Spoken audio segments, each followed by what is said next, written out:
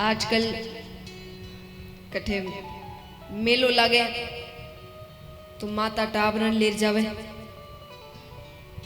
कोई नई मूवी लागे तो टाबरन ले जावे, कोई नयो मॉल खुले तो ले जावे। कथा में नहीं, मैंने कितने स्थानों पर देखा है कि बच्चे को पता भी नहीं है कथा के बारे में, उसने कथा आज तक नहीं सुनी और माँ बाप कथा के लिए तैयार हो रहे हैं, बच्चा ऐसे ही घर पे बैठा है क्योंकि ये मान के चल रहे कि बच्चा नहीं जाएगा। तो मान लीजिए पड़ोस से ही कोई आ जाए या कोई रिश्तेदार वही कह दे कि अरे ये तैयार नहीं हुआ, तो बच्चा तो कुछ नहीं कहता, माँ बाप कहते हैं ये जाकर क्या करेगा, बोर हो जाएगा। जिस बच्चे ने आज तक कथा नहीं सुनी, आपने उसके दिमाग में क्या भर दिया, कथा मतलब बोर हो जाए। अब वो जिंदगी भर कथा से दूर भागेगा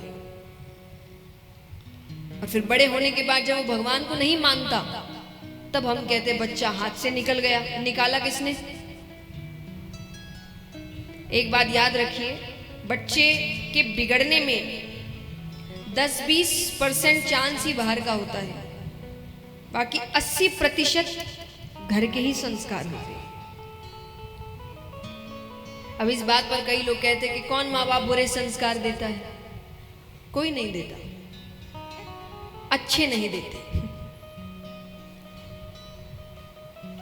अब आपने ये तो नहीं बच्चे से कहा कि भगवान बुरे हैं, भगवान की बात नहीं सुनना, पर भगवान की बात सुनना, कथा सुनना, आध्यात्मिक जीवन जीना, ये नहीं सिखाया।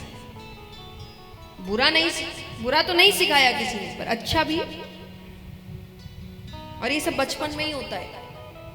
हम सोचते बच्चा बड़ा हो जाए फिर समझाएंगे, कोई मतलब नहीं है, कोई मतलब नहीं। क्योंकि अगर मैं आपको साफ शब्दों में बता दूं, और ये बात मैं इसीलिए कह रही हूं कि मैं उन्हीं के उम्र की हूं, मुझे सब पता उनके दिमाग में क्या चल रहा है। आपको लगता है कि बच्चा समझदार हो जाए फिर समझाएंगे, समझदार होने के बाद वो आपको समझदार नहीं समझता।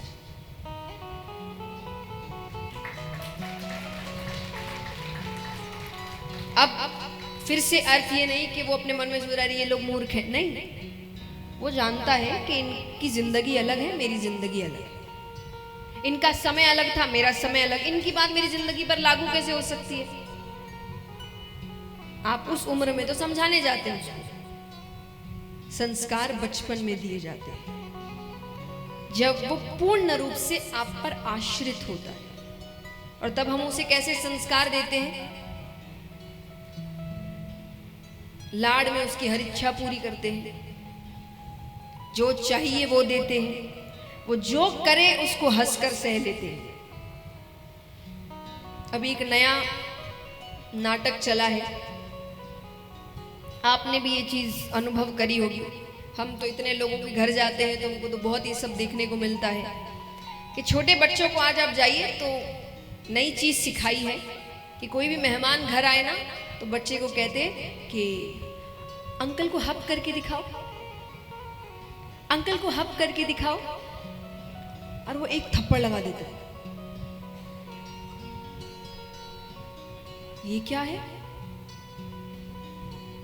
अभी प्यारा लग रहा है क्योंकि छोटे छोटे हाथ है, बड़े होकर मारेगा तो? पर सिखाया किसने कि बड़े पर हाथ उठा सकते हो? बचपन में तो प्यारा ही लगता है ना, तो बचपन में बड़ा अच्छा लगता है, हप करके दिखा, वो दे देता है थप्पड़ खींच के। कई बच्चे बहुत रोते हैं, अब वो बोलते पता नहीं आजकल बहुत रोने लग गया है। अभी बताते हैं, जब भी वो रोने की कोशिश करता है आप 1 मिनट में चुप करा देते, क्या बोल के? अरे मत करो वो रोने लग जाएगा, अरे दे दो वो रोने लग जाएगा, अरे छेड़ो मत वो रोने लग जाएगा। वो सुन रहा है, उसको समझ आ रहा है कि रोने से मेरे सारे काम होते हैं। देखिए बच्चा मासूम है, उसको सही गलत नहीं पता, बस वो तो ग्रहण कर रहा है जो उसके सामने है। तो उसको दिख गया रोने से मेरे काम बन जाता है, फिर वो हर बार रोता है कि रोते ये लोग दे देंगे, टॉफी चाहिए रो, खिलौना चाहिए रो।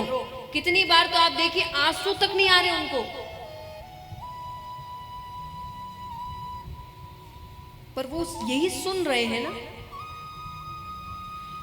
तो आपको समझना होगा, आप बचपन में जो भी उसके आसपास कर रहे हो वो सब ग्रहण कर रहा है,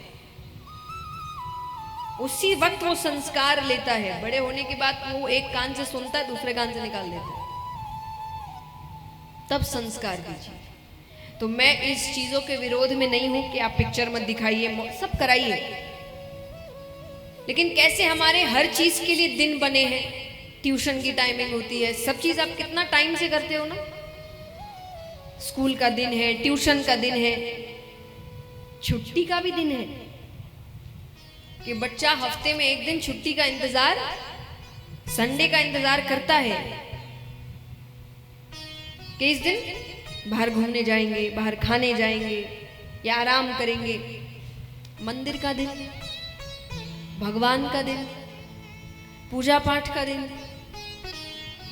कोई दिन ही नहीं। आपने बचपन से बताया ही नहीं कि ये भी जरूरी है, ये भी बताना पड़ेगा। तो मौज मस्ती कराइए कि नहीं, मस्ती भी जरूरी है, मनोरंजन भी जरूरी है, वैसे ही भगवान भी जरूरी है।